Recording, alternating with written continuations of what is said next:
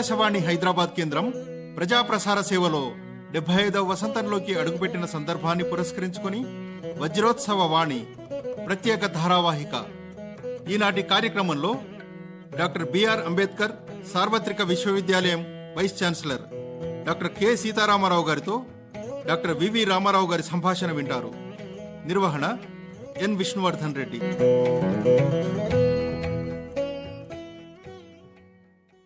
శ్రోతలకు నమస్కారం.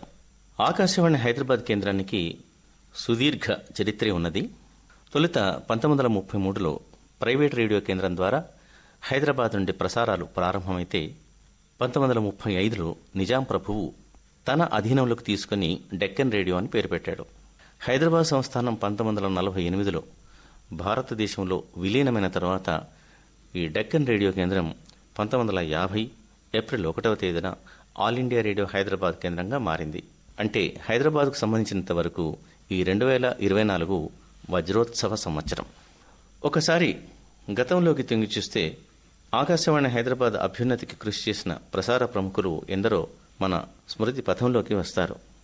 సామాజిక మాధ్యమం లేని ఆ రోజుల్లో అంటే 1950 నుండి 1990 వరకు రేడియో ఆబాల గోపాలానికి ఆత్మబంధువైందన్న మాట అక్షర సత్యం. ఈ నేపథ్యంలో విభిన్న రంగాలలో తమ జీవన ప్రస్థానాన్ని సాగిస్తూ ఆకాశవాణితో అనుబంధాన్ని కలిగిన ప్రముఖులతో సంభాషించి వారి అనుభవాలు, అనుభూతులు, వైయక్తిక జీవన చిత్రాన్ని ఆవిష్కరించే దిశలో ఈరోజు doctor BR Ambedkar university vice chancellor doctor K Sitaramarao గారు మన స్టూడియోస్లో ఉన్నారు. డాక్టర్ కె సీతారామరావు గారు కాకతీయ యూనివర్సిటీలో పబ్లిక్ అడ్మినిస్ట్రేషన్ సబ్జెక్టులో ప్రొఫెసర్గా, విభాగాధిపతిగా, బోర్డ్ ఆఫ్ స్టడీస్ చైర్మన్గా, సోషల్ సైన్స్ డీన్గా వివిధ హోదాల్లో బాధ్యతలు నిర్వహించారు. దూర విద్యా కేంద్రంలో కూడా వారు సేవలందించారు. 2016లో అంబేద్కర్ ఓపెన్ యూనివర్సిటీ వైస్ ఛాన్సలర్గా నియమితులై రెండవ పర్యాయం కూడా అంటే 2021లో కూడా వైస్ ఛాన్సలర్గా నియమితులయ్యారు. వీరు రచయిత, సంపాదకులు, ఎన్నో సెమినార్లలో పత్ర సమర్పణ చేశారు. ముఖ్యంగా తెలంగాణ తొలి మలి ఉద్యమాలలో పాల్గొని రాష్ట్ర సాధనలో కృషి చేశారు. జైలు జీవితం చవిచూశారు. ప్రజాకవి కాళోజీ, ఆచార్య కొత్తపల్లి జయశంకర్ వంటి వారితో సాన్నిహిత్యం కలిగిన వారు. వీరితో ముచ్చటించి ఆకాశవాణితో వీరి అనుబంధాన్ని, వ్యక్తిగతంగా మరియు వీరి ఉద్యోగపరంగా ఉన్న అనుబంధాన్ని, వీరి జీవన ప్రస్థానాన్ని తెలుసుకుందాం. నమస్కారం సార్, మీకు ఆకాశవాణి పక్షాన స్వాగతం. నమస్కారం అండి. ఈనాటి టీవీ ఛానల్స్ ఏమీ లేని ఆ రోజుల్లో మీ బాల్యం గడిచింది. ఒక శ్రోతగా రేడియోతో మీ అనుబంధం ఎలా ఉండేది? అలాగే ఆకాశవాణితో కూడా అంటే ఒక ప్రసంగకర్తగా లేదా ఒక అధికారికంగా, ఇప్పుడైతే మరి ఒక వైస్ ఛాన్సలర్గా ఆడియో పాఠాల ప్రసార విషయం దాకా అంటే దాదాపు ఈ 75 సంవత్సరాల ఆకాశవాణి చరిత్రలో మీ యొక్క అనుబంధం, మీ అనుభూతులు కొంచెం మా శ్రోతలకు చెప్పండి సార్. తప్పకుండానండి. అయితే మాది ఒక పల్లెటూరు. వరంగల్ జిల్లా కేంద్రానికి 26 కిలోమీటర్ల దూరంలో ఉన్నటువంటి గ్రామం ఉప్పరపల్లి. నా బాల్యము, ప్రాథమిక విద్య మా గ్రామంలోనే నడిచింది.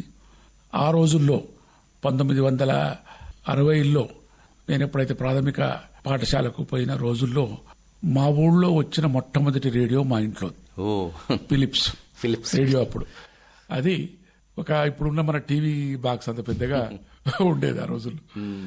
చాలా మంది మా ఇంటి పక్క వాళ్ళు కూడా ఇంట్లో రేడియో వినడానికి వచ్చేది. అయితే ఆ చిన్నప్పటి నుంచి కూడా మా ఫాదర్ మమ్మల్ని అందరూ కూడా రేడియో వినడానికి ప్రోత్సహించేవాడు. ముఖ్యంగా అప్పుడు మా అమ్మ కానీ మా నాయన కానీ ఈ బాలానందం కార్యక్రమాలు కూడా మాతోటి చేసేది. ఒక బాలానందం రేడియోలో వచ్చే కార్యక్రమాలే కాకుండా చందమామ బాలమిత్ర కథలు కూడా మాతో చదివించేవాళ్ళు. ఆ తర్వాత కొంచెం పెద్దగా అయిన తర్వాత సినిమా పాటలు వినడం షోకి వచ్చింది రేడియోలో.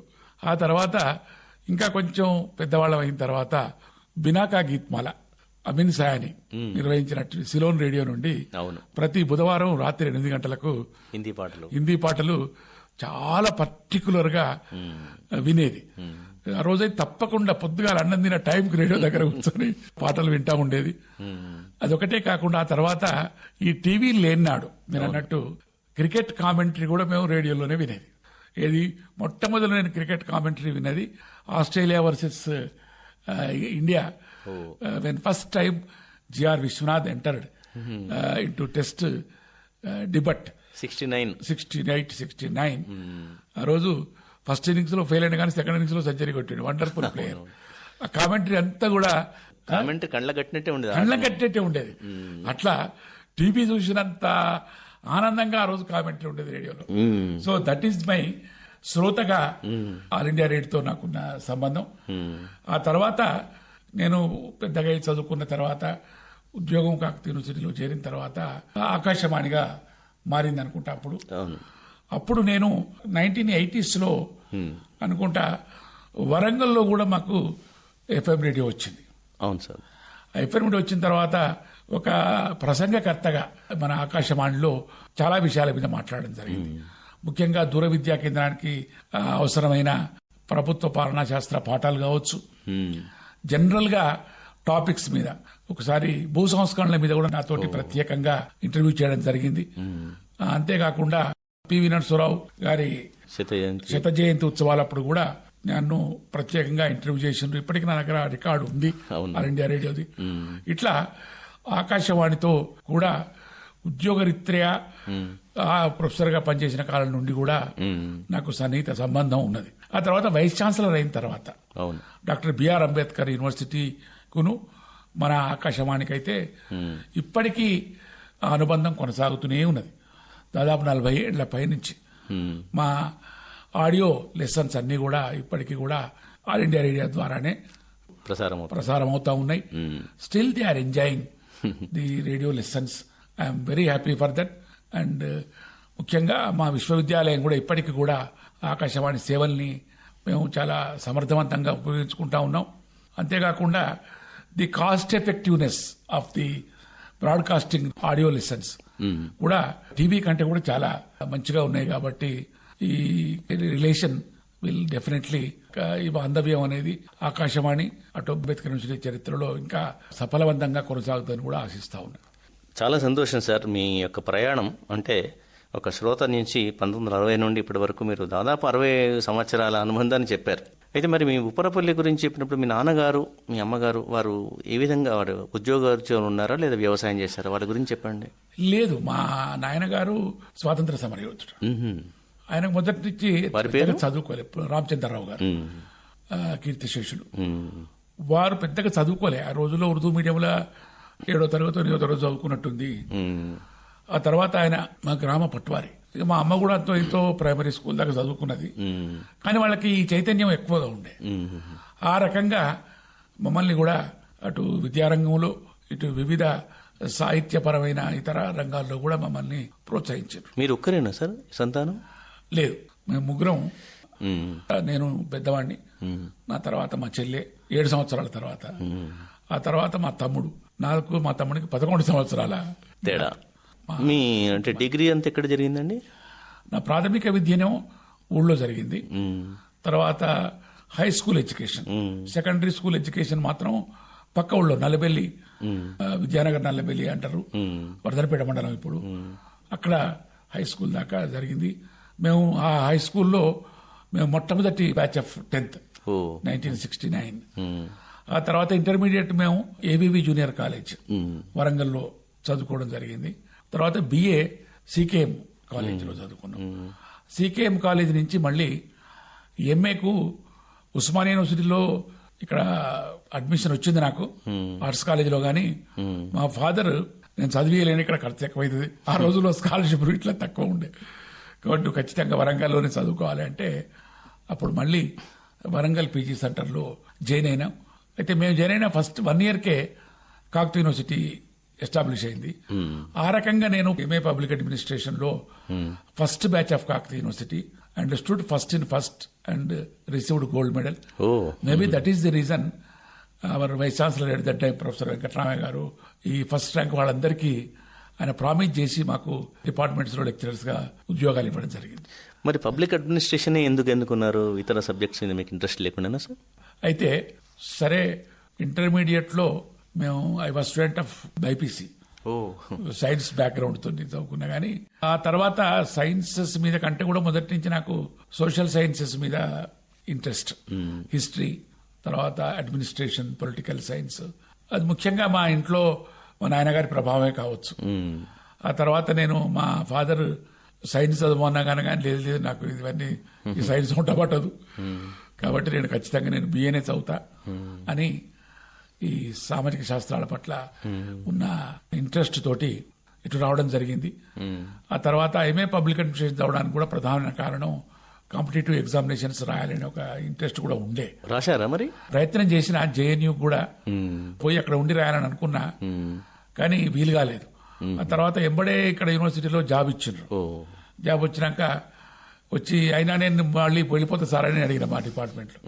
మా వాళ్ళు ఎవరు పోనీయలే, మా టీచర్స్ అంతా లేదు నువ్వు ఏమున్నదా All India Services IAS, it's a glorified head clerk, ఫైళ్ళు పట్టుకునే సెక్రటరీలో తిరగాలి, అది కాదు. If you become a teacher you can produce many IAS officers అని అట్లా మా టీచర్స్ ముఖ్యంగా ప్రొఫెసర్ హరగోపాల్, ప్రొఫెసర్ జేమ్స్ గారు వీళ్ళంతా కూడా మమ్మల్ని ప్రభావితం చేయడం వల్ల ఆల్ ఇండియా సర్వీసెస్ రాయడం అనే ఆలోచన క్రమంగా విరమించుకుని అక్కడనే ఉండిపోవడం జరిగింది. మరి పరిశోధన అంటే డాక్టరేట్ కదా సార్, మీరు పరిశోధన తర్వాత చేశారా మీరు? పరిశోధన ఎంఫిల్ మొదలు చేసిన నేను. ఏ అంశం మీద మీరు డాక్టరేట్? Land reforms. పిహెచ్డి కూడా? Andhra Pradesh ceiling act implementation of AP అప్పటికి అమలైనాయా సార్? అంటే 70 మీ ఏ సంవత్సరంలో డాక్టరేట్ వచ్చింది? నేను డాక్టరేట్ కాదు, ఎంఫిల్ నాకు it is awarded in 81. Okay. అప్పటి వరకు మన ఆంధ్రప్రదేశ్ లో పి నరసింహరావు గారు ముఖ్యమంత్రిగా ఉన్నప్పుడు ప్రవేశపెట్టినట్టు ఈ సీలింగ్ భూముల చట్టం అమలు జరిగింది, కొంత జరుగుతూ ఉన్నది. దాని మీదనే నేను వర్క్ చేయడం జరిగింది. ఆ తర్వాత కొంచెం దాన్ని విస్తరించి పిహెచ్డికి land reforms from above and below agrarian change. అంటే మీరు ఏం పరిష్కరించారంటే మీరు సిద్ధాంతం ఏం నిరూపించారు అందులో? ఏం నిరూపించడం అంటే సంస్కరణలు ఉండాలన్నా ఉండాలనే supported the implementation of land reforms very strongly. ఇప్పటికి కూడా నా అభిప్రాయం ఏమిటంటే భూ సంస్కరణ అనేది ఒక నిరంతరమైన ప్రక్రియ. అది ఒక రోజులో జరిగి 3-4 ఏళ్ల తర్వాత ఆగిపోయి మళ్ళీ మర్చిపోడు కాదు. ఎందుకంటే ల్యాండ్ ఓనర్షిప్ ప్యాటర్న్ లో మనకు గ్రామీణ ప్రాంతాల్లో కానీ పట్టణ ప్రాంతాల్లో కానీ నిరంతరంగా మార్పులు జరుగుతూ ఉంటాయి. కొనుగోళ్లు, అమ్మకాళ్ళు, ల్యాండ్ కాన్సన్ట్రేషన్, డీకాన్సన్ట్రేషన్ ఇవన్నీ కూడా జరుగుతూ ఉంటాయి. కాబట్టి మనం వీటన్నిటి పరిస్థితులను పరిశీలించి ప్రభుత్వం నిరంతరంగా పేదలకు మేలు జరిగే విధంగా భూ సంస్కరణలు అనేది కొనసాగించాలి. అది కాబట్టి భూ సంస్కరణ అంటే కేవలం భూములు పంచడం కాదు, ఇది వైడర్ కాన్సెప్ట్, చాలా విశాలమైన దృక్పథం. ఎందుకు అంటే దాంట్లో ల్యాండ్ అగ్రేరియన్ చేంజ్ అనేది భూ సంస్కరణలు, భూమి పంపకం అనేది ఒక భాగం దాంట్లో. దానికి అనుకూలంగా వ్యవసాయ విస్తరణకు, రైతుల సంక్షేమం కోసం రకరకాల సపోర్టింగ్ మెకానిజమ్స్, ఇప్పుడు మనం వాళ్ళు అంటున్నాం, మనం కనీస మద్దతు ధర అంటున్నాం, అవును, ఇటువంటి చాలా వ్యవసాయ సంస్కరణలో భాగంగా ప్రవేశపెట్టాలి. అవి నిరంతరంగా జరగాల్సిందే రైతుల సంక్షేమం దృష్ట్యా. ఒక విధంగా ఆర్థిక శాస్త్రానికి, ప్రజా పరిపాలన శాస్త్రానికి సంబంధం ఉన్నట్టు అనిపిస్తుంది మీ యొక్క టాపిక్. ఉన్నది, అన్నిటికీ సంబంధం ఉన్నది. ఈ social sciences it self is integrated knowledge. అన్నిటికీ ఉదాహరణకోటి అంతర్గతంగా సంబంధం ఉంటుంది. అంటే మీ ఎకనామిక్స్, పాలిటిక్స్, ఇటు హిస్టరీ, జాగ్రఫీ అన్నిటితో సంబంధాలు ఉంటాయి. మీ సిద్ధాంత వ్యాసంలో మార్క్స్, ఏంజల్స్ వాళ్ళు కూడా తీసుకున్నారు. నా ఫస్ట్ చాప్టర్, థియరీ చాప్టర్ లో I have discussed about the various land reform implementation models of different countries. చాలా ఆసక్తికరమైనటువంటి పరిశోధన. మరి అది పబ్లిష్ చేశారా సార్ మీరు? చేసినాము. అది ఇంగ్లీష్, తెలుగులో చేశారా? ఇంగ్లీష్ లో చేసిన, తర్వాత అనువదించి తెలుగులో కూడా చేసిన. It has received very wide గుర్తింపు, మంచి గుర్తింపు వచ్చింది, మంచి సమీక్షలు వచ్చినాయి. బహుశా మీదే తొలి పరిశోధన అనుకుంటాను భూ సంస్కరణలో. ఇంతకంటే చేసిండ్రు, కానీ ఒక సమగ్రమైన పరిశోధన మాత్రం ఇప్పటికీ నాదే అని నేను సగర్వంగా చెప్పుకుంటున్నాను. సో మీకు తృప్తి ఉంది మీ పరిశోధన? Lot of satisfaction. ఇప్పుడు మీ నాన్నగారు స్వాతంత్ర సమరయోధులు అని చెప్పారు. బహుశా మీ నాన్నగారి యొక్క వారసత్వం అంటే ఉద్యమ భావన మీలో కూడా ఉన్నదని మీ జీవిత చరిత్ర ద్వారా తెలుస్తుంది. మరి తెలంగాణ రాష్ట్రం కోసం 2 భయంకరమైన ఉద్యమాలు వచ్చేసాయి, 69 అండ్ తర్వాత 2009-13 మధ్యకాలం. ఈ 2 ఉద్యమాలలో మీరు పాల్గొన్నారండి? అయితే మా నాయనగారి ప్రభావం రాజకీయంగా నా మీద ఎంత ఉన్నదో నా పరిశోధనా వ్యాసంగం మీద కూడా అంతే ఉన్నది. ఎందుకంటే మా నాయనగారు పట్టువారు కాబట్టి ఈ land relations, land rights, land administration మీద ఆయనకు పూర్తిగా గ్రిప్ ఉండేది. ఆయన సర్వే నెంబర్లతో సహా గ్రామంలో చెప్తుండే అంత మెమరీ ఉండేది ఆయనకు. సరే, అది వేరు అనుకోండి. అయితే ఇప్పుడు ఉద్యమం విషయానికి వచ్చే వరకు ఖచ్చితంగా మా నాయనగారి ప్రభావం నా మీద ఉంది. తొలిదశ ఉద్యమంలో మాత్రం అప్పుడు మేము 10th క్లాస్లో ఉన్నాం, విద్యార్థులమే. మా ఇన్వాల్వ్మెంట్ గాని కొంచెం అంత పెద్ద లేదు, కానీ ఉద్యమం అవుతుందని ఉన్నది. మేము కొంతమంది మా ఊరి నుంచి విద్యార్థులు ఊరికి దూరంగా ఉన్న మెయిన్ రోడ్ మీద మేము నిరాదేశ క్యాంప్ పెడితే పోలీసు వాళ్ళు కొట్టి తీసుకుపోయి వరదలు పెట్టి పోలీస్ స్టేషన్లో పెట్టి బంద్ చేయించి ఇంటికి పంపించారు.